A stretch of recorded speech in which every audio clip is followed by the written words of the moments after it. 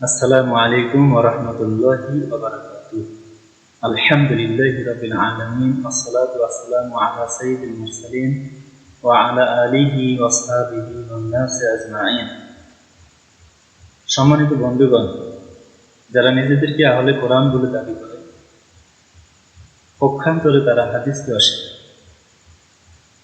এদের অনেকগুলো অভিযোগের মধ্যে আরো একটি অভিযোগ হচ্ছে যে রাসূলুল্লাহ সাল্লাল্লাহু আলাইহি ওয়াসাল্লামকে আল্লাহ তাআলা কেবলমাত্র কোরআনকে প্রচার করার জন্যই দায়িত্ব দিয়েছেন, হাদিস প্রচার করার জন্য দায়িত্ব দেওয়া হয়নি। তো তাদের এই কথাটি সম্পূর্ণ একটি ভুল কথা, যা আমরা পবিত্র কোরআন থেকে জানতে পারি যে আল্লাহ রাসূল সাল্লাল্লাহু আলাইহি ওয়াসাল্লামকে আল্লাহ পাক কোরআন যেমন প্রচার করার দায়িত্ব দিয়েছেন, পাশাপাশি তার হাদিসকে বর্ণনা করার জন্য আল্লাহ রাব্বুল আলামিন বলেছেন। তো চলুন আমরা দেখি। প্রথমে আমরা দেখব সূরা আন-নাহলের 44 নম্বর আয়াত। উক্ত আয়াতের মধ্যে আল্লাহ সুবহানাহু ওয়া তাআলা কি বলেছেন? আউযু বিল্লাহি মিনাশ শাইতানির রাজীম। বিসমিল্লাহির রহমানির রহিম। ওয়া আনজালনা ইলাইকায যিকরা লিতুবাইয়িনা লিন-নাসি। আল্লাহ তাআলা বলতেছেন, আর আমি আপনার প্রতি জিকির অবতীর্ণ করেছি। জিকির শব্দের অর্থ হচ্ছে কোরআন। আপনার প্রতি আমি কোরআন অবতীর্ণ করেছি লিতুবাইয়িনা লিন-নাস, যাতে আপনি মানুষকে এই কিতাবের বিস্তারিত ব্যাখ্যা বিশ্লেষণ শিক্ষা দান করেন। মা নুযিলা ইলাইহিম, যা তাদের প্রতি নাযিল করা হয়েছে সেই কিতাবের বিস্তারিতভাবে ব্যাখ্যা বিশ্লেষণ যেন আপনি করে দেন। ওয়া লাআল্লাহুম ইয়াতাফাক্কারুন, যাতে তারা চিন্তা ভাবনা করে। তো আল্লাহ রাব্বুল আলামিন স্পষ্ট বললেন যে আমি এই জিকির অবতীর্ণ করেছি, অর্থাৎ কোরআন অবতীর্ণ করেছি, আর এই কোরআনের ব্যাখ্যা বিশ্লেষণের জন্য আমি আপনাকে দায়িত্ব দিয়েছি। সুবহানাল্লাহ।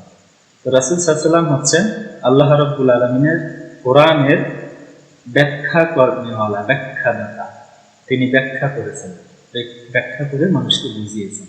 তো তিনি যেভাবে ব্যাখ্যা করেছেন, যা ব্যাখ্যা করেছেন, সেটির নামে হচ্ছে সুন্নাহ, সেটির নামে তো হচ্ছে হাদিস।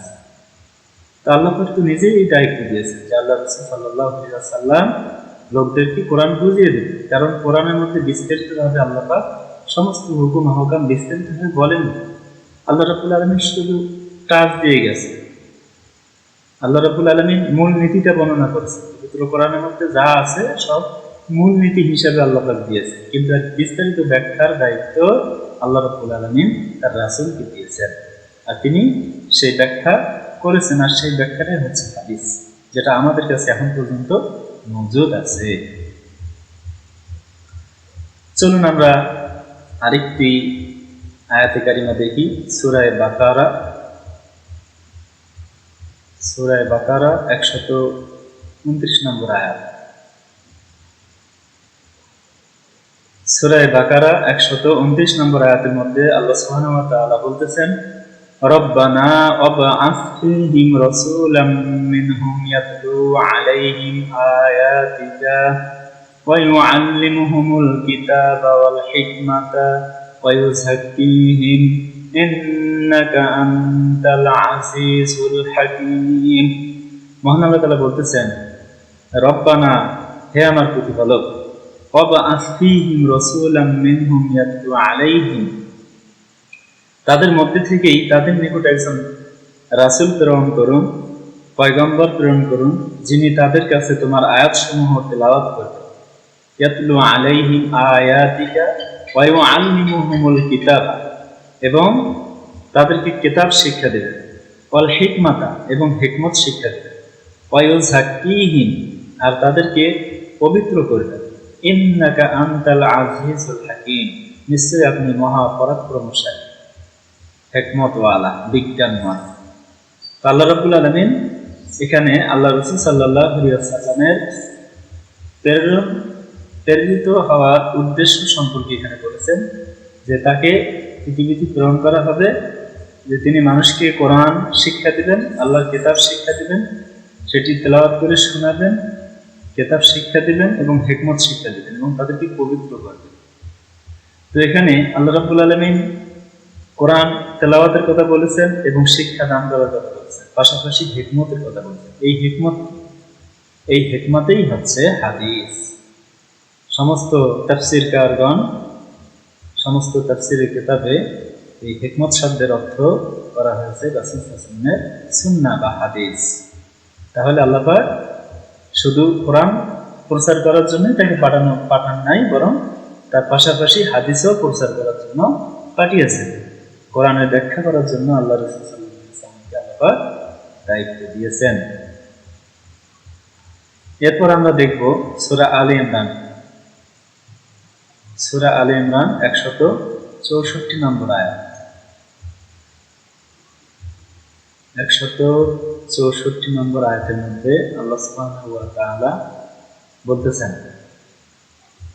লাকাদ মান্নাল্লাহু আলাল মুমিনিনা ইয বা'আসা ফীহিম রাসূলাম মিন আনফুসিহিম ইয়াতলু আলাইহিম আয়াতিহি ওয়া ইউযাক্কিহিম ওয়া ইউআল্লিমুহুমুল কিতাবা ওয়াল হিকমাতা ওয়া ইন কানু মিন ক্বাবলু লাফি দালালিন মুবিন। উক্ত আয়াতের মধ্যে আল্লাহ তাআলা বলতেছেন যে ঈমানদারদের উপর অনুগ্রহ করেছেন আল্লাহ তাআলা। লাকাদ মান্নাল্লাহু আলাল মুমিনিনা, অবশ্যই আল্লাহ তাআলা মুমিনদের উপরে অনুগ্রহ করেছেন। ইয বা'আসা ফীহিম রাসূলাম মিন আনফুসিহিম, তাদের মধ্য থেকে একজনকে তিনি রাসূল হিসেবে পাঠিয়েছেন, নবী হিসেবে পাঠিয়েছেন। ইয়াতলু আলাইহিম আয়াতি, তিনি তাদের জন্য তার আয়াতসমূহ পাঠ করেন, তিনি তাদেরকে তার আয়াতসমূহ পাঠ করে শোনান, আয়াতসমূহ পাঠ করেন। ওয়া ইউযাক্কিহিম, তাদেরকে পবিত্র করেন। ওয়া ইউআল্লিমুহুমুল কিতাবা, আর তাদেরকে কিতাব শিক্ষা দেন, কোরআন শিক্ষা দেন। ওয়াল হিকমাতা, এবং হিকমত শিক্ষা। এখানে হিকমত শব্দের অর্থ হচ্ছে হাদিস, তাদেরকে কোরআনের পাশাপাশি হাদিসও শিক্ষা দেওয়া হয়। ওয়া ইন কানু মিন ক্বাবলু লাফি দালালিন মুবিন, বস্তুত তারা ছিল পূর্ব থেকেই পথভ্রষ্ট, তারা আগে পথভ্রষ্ট ছিল। আল্লাহ সুবহানাহু ওয়া তাআলা এই কোরআন নাযিল করে রাসূলকে প্রেরণ করে তাদেরকে আল্লাহ পাক সুপথে আনয়ন করেছেন, তাদেরকে হেদায়েতের ব্যবস্থা আল্লাহ সুবহানাহু ওয়া তাআলা করেছেন। তো এখান থেকে আমরা স্পষ্ট বুঝলাম যে আল্লাহ রাব্বুল আলামিন শুধু কোরআনকে প্রচার করার জন্য পাঠান নাই, সাথে সাথে হিকমতও পাঠাইছেন, এবং সেই হিকমত হচ্ছে রাসূল সাল্লাল্লাহু আলাইহি ওয়াসাল্লামের সুন্নাহ বা হাদিস। এরপর আমরা দেখব আবার সূরা বাকারা 231 নম্বর আয়াত।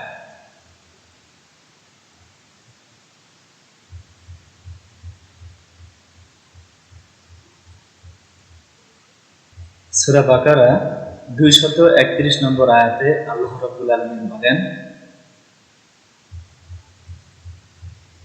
ওয়াজকুরু নি'মাতাল্লাহি আলাইকুম ওয়া মা আনজালা আলাইকুম মিনাল কিতাবি ওয়াল হিকমাতি ইয়া'iযুকুম বিহি ওয়াত্তাকুল্লাহা ওয়া'লামু আন্নাল্লাহা বিকুল্লি শাইইন আলীম। মহান আল্লাহ তাআলা বলেন, আর তোমাদের উপর তিনি যে অনুগ্রহ করেছেন এবং তোমাদের উপর তিনি যে কিতাব ও হিকমত নাযিল করেছেন তা স্মরণ করো।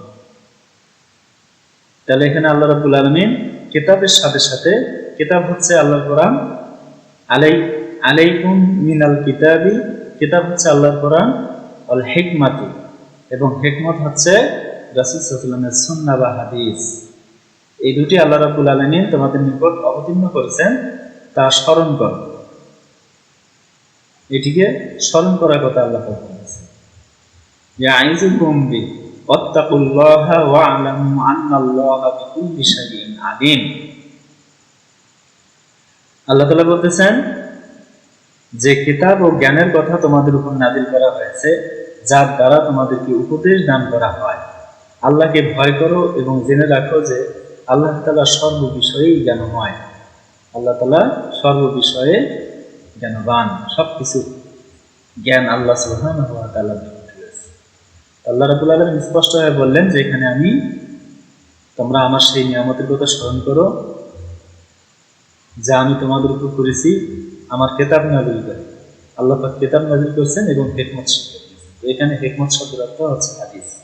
তাহলে আল্লাহ শুধু কিতাবে নাযিল করেন নাই, পাশাপাশি হিকমতও নাযিল করেছেন, যেটা আল্লাহ রাসূল সাল্লাল্লাহু আলাইহি ওয়াসাল্লামের সুন্নাহ বা হাদিস নামে পরিচিত। এরপর আমরা দেখব সূরা নিসা।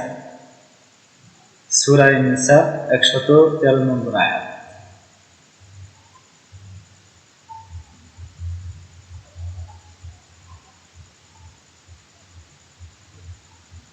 সূরা নিসা 113 নম্বর আয়াত। এখানে আল্লাহ তাআলা বলতেছেন, ওয়া আনজালাল্লাহু আলাইকাল কিতাবা ওয়াল হিকমাতা ওয়া আল্লামাকা মা লাম তাকুন তা'লাম ওয়া কানা ফাদলুল্লাহি আলাইকা আযীমা। মহান আল্লাহ সুবহানাহু ওয়া তাআলা বলতেছেন যে আল্লাহ তাআলা আপনার প্রতি কিতাব নাযিল করেছেন, অর্থাৎ কোরআন নাযিল করেছেন, ওয়াল হিকমাতা এবং হিকমত নাযিল করেছেন, ওয়া আল্লামাকা মা লাম তাকুন তা'লাম এবং এমন কিছু জ্ঞান আল্লাহ তাআলা আপনাকে দিয়েছেন যা আপনি জানতেন না।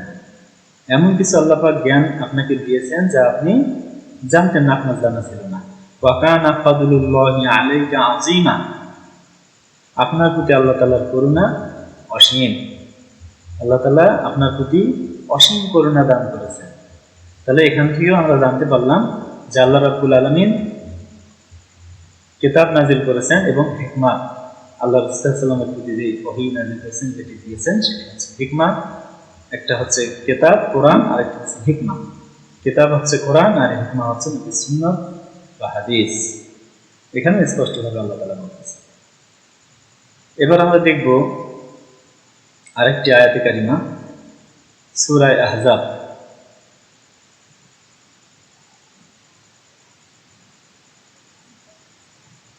সূরা আহজাব 34 নম্বর আয়াত।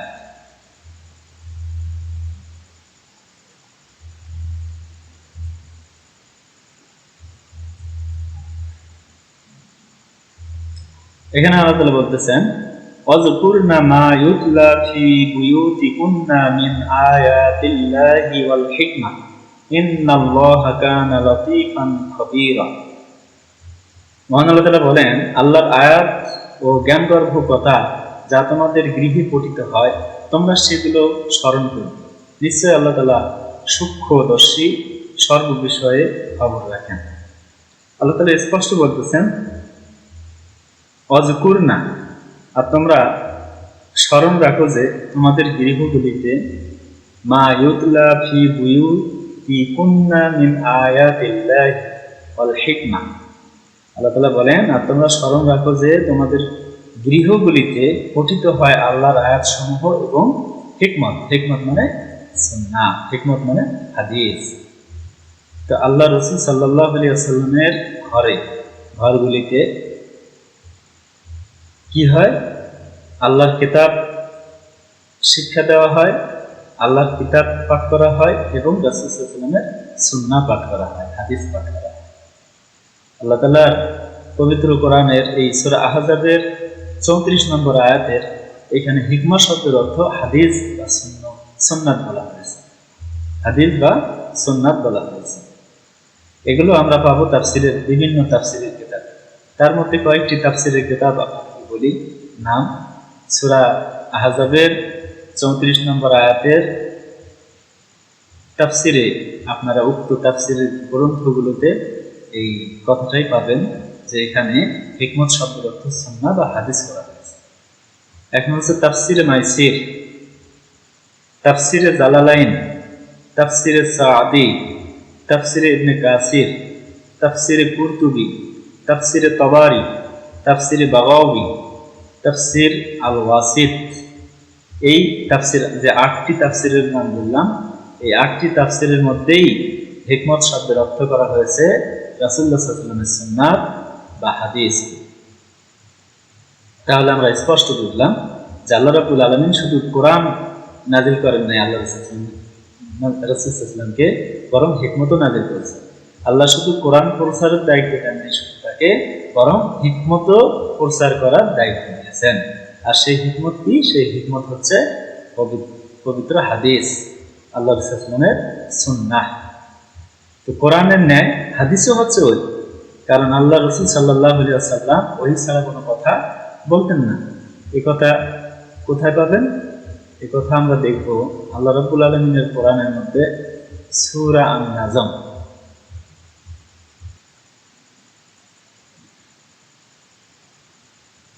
এই যে সূরা আন-নাজম, সূরা আন-নাজমের মধ্যে আল্লাহ তাআলা 3 নম্বর আয়াতের মধ্যে বলতেছেন ওমা ইয়ানতিকু আনিল হাওয়া, এবং তিনি আল্লাহ রাসূল সাল্লাল্লাহু আলাইহি ওয়াসাল্লাম তিনি নিজের থেকে কোনো কথা বলতেন না, নিজের খেয়াল খুশি মতো মন গড়া কোনো কথাবার্তা বলতেন না।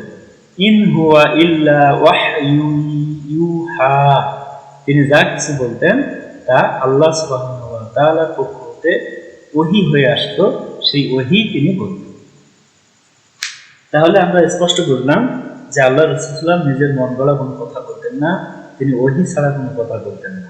তো তিনি যা কিছু প্রচার করেছেন, যা কিছু করেছেন সবকিছুই ওহী। কোরআন হচ্ছে ওহী, হাদিসও হচ্ছে ওহী, যেটা আমরা আল্লাহর কোরআন থেকেই স্পষ্ট বুঝতে পারলাম যে আল্লাহ রাসূল সাল্লাল্লাহু আলাইহি ওয়াসাল্লাম মন গড়া কোনো কথা বলতেন না, তিনি কোরআন এবং সুন্নাহ অর্থাৎ আল্লাহর ওহী দিয়েই তিনি কথা বলতেন। এবার আমরা এই বিষয়ে দুটো হাদিস দেখব। প্রথমে দেখব আবু দাউদ শরীফ।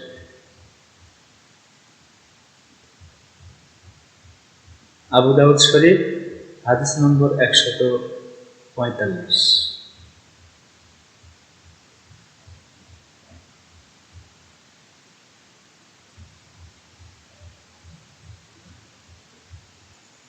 আবু দাউদ শরীফ হাদিস নম্বর 145।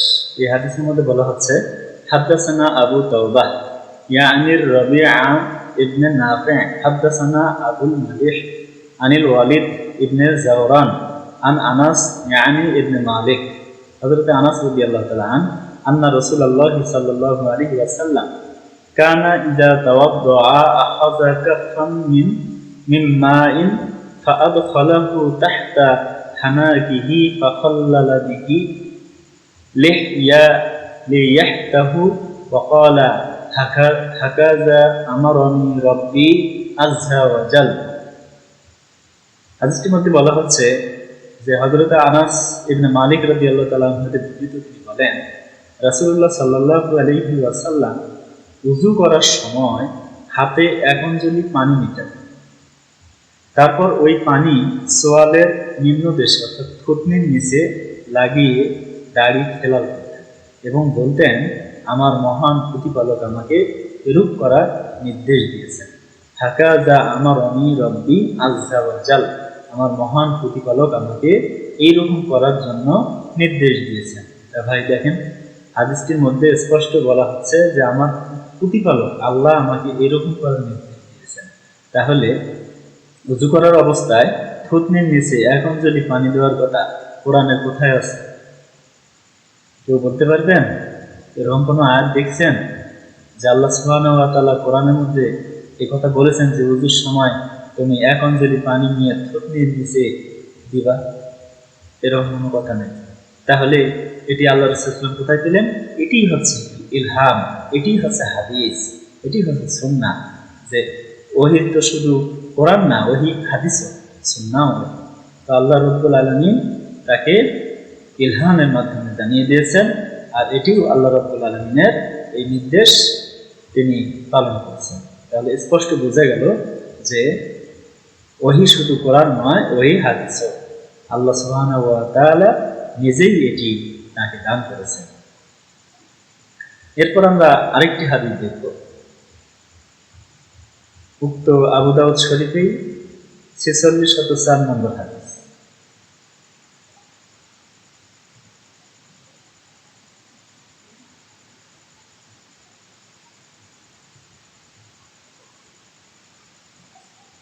উক্ত হাদিস 4604 নম্বর হাদিসে বলা হচ্ছে যে আনিল মিকদাম ইবনে মাদি কারিব রাদিয়াল্লাহু তাআলা আনহু হতে বর্ণিত, তিনি বলেন আন রাসূলিল্লাহ সাল্লাল্লাহু আলাইহি ওয়াসাল্লাম, রাসূলুল্লাহ সাল্লাল্লাহু আলাইহি ওয়াসাল্লাম ইরশাদ করেছেন আন্নাহু ক্বালা, তিনি বলেন আলা ইন্নী উতিতুল কিতাবা ওয়া মিসলাহু মাআহু, যে অবশ্যই তোমরা জেনে রাখো আমাকে কিতাব এবং তার সঙ্গে অনুরূপ কিছু দেওয়া হয়েছে, ওয়া মিসলাহু মাআহু, এবং অনুরূপ কিছু দেওয়া হয়েছে।